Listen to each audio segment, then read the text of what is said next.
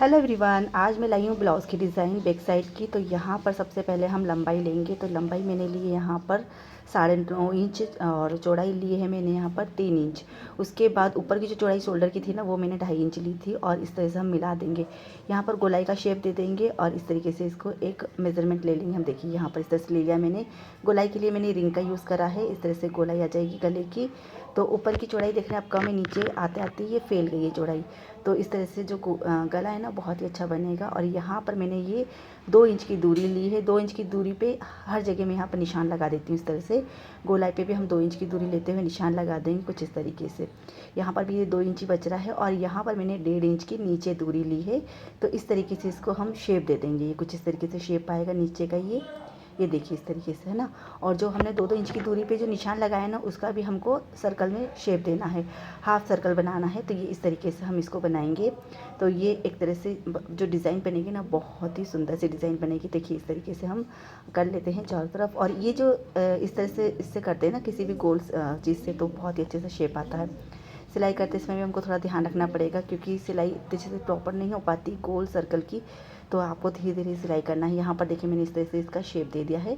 यहाँ पर इसको भी थोड़ा सा हल्का सा गोलाई में कर लेते हैं। ये देखिए इस तरीके से इसका शेप बना है। यहाँ पर मैं आधा या 1 इंच की दूरी लेते हुए इस तरह से निशान लगा देंगे, क्योंकि हमको ये एक्स्ट्रा कट करना है। कैनवास को भी कट करना है, साथ में फैब्रिक को आधा इंच और एक्स्ट्रा कट करेंगे हम फैब्रिक पर। यहाँ पर मैंने कैनवास पर आधा या 1 इंच की दूरी लेते हुए इस तरह से कट कर लिया है कैनवास को। और अब इसको हम रफ़ कपड़े पे रख के पहले इसको हम सिलाई कर लेंगे। यहाँ पर देखिए मैंने ये इसको ले लिया है और अब हमें पहले इस पर पीछे साइड भी हमको इस पर निशान लगाना है। तो इसके लिए मैं यहाँ पर ये रफ़ सिलाई कर रही हूँ। इसको हम बाद में निकाल देंगे निशान लगाने के बाद, क्योंकि एक तरफ तो हमने निशान लगा लिया है, लेकिन दूसरी तरफ हम किस तरह से लगाएं। तो इसलिए मैं इसको इस तरह से सिलाई कर लेती हूँ। जब धागा पीछे साइड भी आएगा ना, फिर उस पर हम निशान लगा लेंगे और उस निशान लगाने के बाद फिर हम इसको धागे को निकाल देंगे। तो यहाँ पर इस तरह से मैंने इसमें सिलाई लगा ली है। अब इसको हम पलट लेंगे और पलट कर इस साइड में निशान लगा लेंगे चौक से। और फिर देखिए धागे से दिख रहा है ना, पूरा प्रॉपर डिज़ाइन दिख रहा है ना इसका। तो बस इसी तरह से इस पर निशान लगा लेंगे और फिर धागे को निकाल देंगे और फिर इसको मेन फैब्रिक पे रखेंगे हम। तो चलिए इसको कर लेते हैं।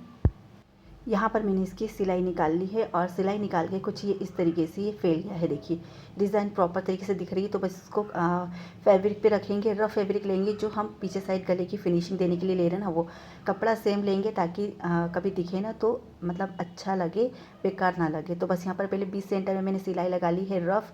इसको हटा देंगे बाद में, क्योंकि इससे कपड़ा क्या हमारा इधर उधर नहीं जाएगा और डिज़ाइन प्रॉपर तरीके से आएगी, कपड़े में सल नहीं आएगा। यहाँ पर देखिए कुछ इस तरीके से इसमें सिलाई लगा रही हूँ और सिलाई को बिल्कुल धीरे धीरे आपको लगाना है, ताकि जो डिज़ाइन हमने बनाई है ना वो अच्छे से निकल के आए। तो यहाँ पर मैंने इस तरह से इसको सिल लिया है। अब इसको हम जो एक्स्ट्रा फैब्रिक है ना, उसको कट कर देंगे आधा इंच की दूरी लेते हुए। तो यहाँ पर मैं इस तरह से आधा इंच की दूरी लेते हुए कपड़े को कट कर देती हूँ।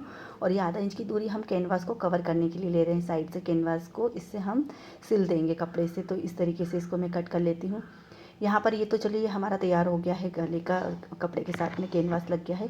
अब हम मेन फैब्रिक और अस्तर को जॉइंट कर लेते हैं। तो यहाँ पर मेन फैब्रिक और अस्तर को मैं इस तरह से जॉइंट कर रही हूँ, क्योंकि इसका जो 20 सेंटर है ना, वो निकालना है मुझे पहले। तो यहाँ पर मैं इस तरह से पिन से इसको अटैच करके और कपड़े को और मेन फैब्रिक और अस्तर है उसको हम इस तरह से पिन कर लेते हैं, ताकि कपड़ा इधर उधर नहीं खसके और इसका जो 20 सेंटर है ना वो निकल जाए, ताकि गला हमारा इधर उधर ना जाए। यहाँ पर इस तरह से एक्स्ट्रा कपड़ा है उसको आप कट कर दीजिए। और यहाँ पर इतना करने के बाद फिर इसका 20 सेंटर निकालेंगे। तो दोनों अस्तर और मेन फैब्रिक दोनों को हम कॉर्नर को मिलाएंगे और फिर हम इसका बीच का सेंटर निकालेंगे कुछ इस तरीके से। देखिए यहाँ पर मिलाएंगे और एक्स्ट्रा जो फैब्रिक है ना उसको आप कट कर दीजिए, ताकि आपको कन्फ्यूज़न ना हो। और यहाँ पर इस तरह से मिला के शोल्डर वोल्डर सब पूरा मिला के और 20 सेंटर पे हम निशान लगा लेंगे, ताकि हमको याद रहे कि 20 सेंटर है गले का, इस तरीके से। उसके बाद 20 सेंटर के बीच में ही हमको जो हमने फैब्रिक वो लिया था ना, कैनवास और कपड़ा जो सिला था, यहाँ देखिए मैंने इस तरह से निशान लगा लिया और कट का निशान लगा देते हैं यहाँ पर ये। अब इसी को 20 सेंटर को लेते हैं हम, इसका जो 20 सेंटर में सिलाई लगाई थी ना, उसको इस तरह से मिलाते हुए और इसको हम रख देते हैं कैनवास और जो कपड़ा सिला था हमने, ठीक है ना। यहाँ पर देखिए सीधे की तरफ, सीधा जो कपड़ा है ना वो भी मैंने सीधे की तरफ रखा है और कैनवास ऊपर की तरफ रखा है। देखिए इस तरह से हम इसको वापस से हम सिलाई कर देते हैं कैनवास वाले कपड़े को और मेन फैब्रिक को इस तरह से 20 सेंटर से सिलाई कर देते हैं, ताकि कपड़ा इधर उधर ना जाए फिर से। तो यहाँ पर मैं इसको सिल देती हूँ। देखिए इस तरीके से 20 सेंटर लेते हुए सिल देंगे हम।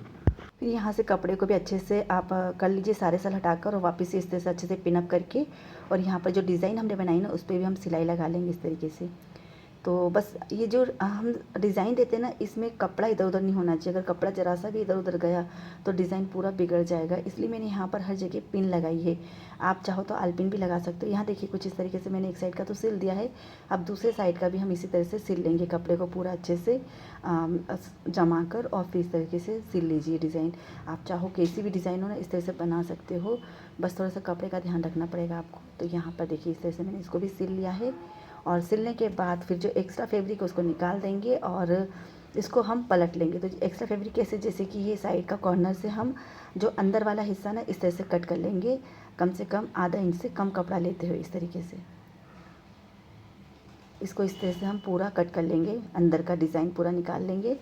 फिर इसको हम पलटेंगे और पलटने से पहले इस तरह से कट का निशान लगा लेंगे चारों तरफ, ताकि ये इजीली पलट जाए और डिज़ाइन प्रॉपर तरीके से निकल के आए। देखिए इस तरीके से ये यहाँ पर इन सभी कॉर्नर को इस तरह से निकाल लेंगे, और यहाँ पर कुछ इस तरीके से निकालने के बाद इस पर एक सिलाई लगा लेंगे ताकि डिज़ाइन फिर से अंदर ना जाए और अच्छे से इसका शेप आ जाए। तो ये इस तरह से मैं सिलाई लगा लेती हूँ इसमें।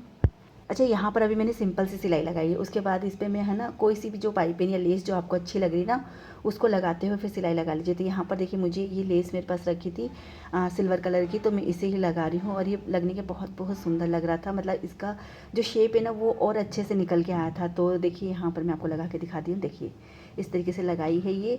तो ये जो ब्लाउज में सिल्वर कलर है ना उसी तरह का मैंने इसमें लेस भी लगाई है यहाँ पर। और लेस को गले को डिज़ाइन देने के लिए इसमें क्रॉस में जो हमारे ये डिज़ाइन बनाई है उसमें इस तरह से हम इसको लगाएंगे। यहाँ पर देखिए तो सिर्फ दो ही साइड लगाऊंगी, एक ऊपर एक सेकंड पे। तो इससे क्या इसका जो डिज़ाइन है ना और भी अच्छा आएगा। और बीच में एक फ्लावर लगाएंगे हम। अगर आप कहेंगे फ्लावर किस तरह से बनाया तो उसका मैं आपको डिज़ाइन बना के बता दूंगी। अभी मैंने इसको बना के रख लिया था। यहाँ पर देखिए 20 सेंटर निकाल लिया हमने पहले से। इसको हम इस तरह से सुई धागे से इस तरह से हम इसको सिल लेंगे, ताकि जो लेस है ना वो इधर उधर ना भागे। तो जो साइड में लेस लगाई थी ना मैंने वही लेस ली है। यहाँ पर देखिए फ्लावर बनाया था मैंने। अगर ये फ्लावर बनाना नहीं आता तो मैं आपको अलग से बनाना बता दूंगी, एक वीडियो अलग से लेके आऊँगी इसका मैं। लेकिन अभी देखिए यहाँ पर जो ये फ्लावर बनाया ना इसके बीच में मैं इस तरह से ये सर्कल सर्कल करके इस तरह से लेस को इस तरह से लगा दूंगी, तो ये और भी सुंदर लगेगा फ्लावर। तो यहाँ पर मैं लगा देती हूँ। जो लेस मैंने साइड में लगाई ना उसी लेस को मैं इस तरह से ले रही हूँ, और बीच का हम जो पराग जैसे होते हैं ना उस तरह का बना रही हूँ मैं इसका। तो यहाँ पर इसको हम सुई से सिल देंगे। यहाँ पर जो आगे का काम है ना मेरा सुई धागे से ही हो रहा है। जो मैंने लेस लगाई थी ना बीच सेंटर में लेके जगह करके, वो भी मैंने ना सुई धागे से ही लगाई। आप चाहो तो मशीन से भी लगा सकते हो। तो बस यहाँ पर इस तरीके से हम इसको सिल देते हैं। अच्छे से इसको आप चारों तरफ सिल दीजिए ताकि ये निकले ना, कम से कम जल्दी से ना निकले। निकलता तो है, देखिए इस तरह का फ्लावर हम लगाते हैं तो बहुत जल्दी निकल जाते हैं, लेकिन ये आप अच्छे से सिल दोगे तो नहीं निकलेगा। जो इसका कपड़ा है इसको पीछे से भी हम इसको अच्छे से फिनिशिंग से सिल देंगे, और फिर उसके बाद इसको हम बीच सेंटर में जो हमारा लिया था लेस का उस पर इसको हम अटैच कर देंगे इस तरीके से सुई धागे से। और इस फ्लावर को अच्छे से डेकोरेट भी कर सकते हो आप मोती से, या जो भी आपके पास डायमंड नग कुछ भी है उससे। तो मेरे पास ये मोती बड़े थे लंबे वाले, तो इन्हीं से मैं इसको डेकोरेट कर रही हूँ। और पूरी डिज़ाइन बन के कुछ इस तरीके से आई थी। ये पहनने के बाद कुछ इस तरीके से दिख रहा था।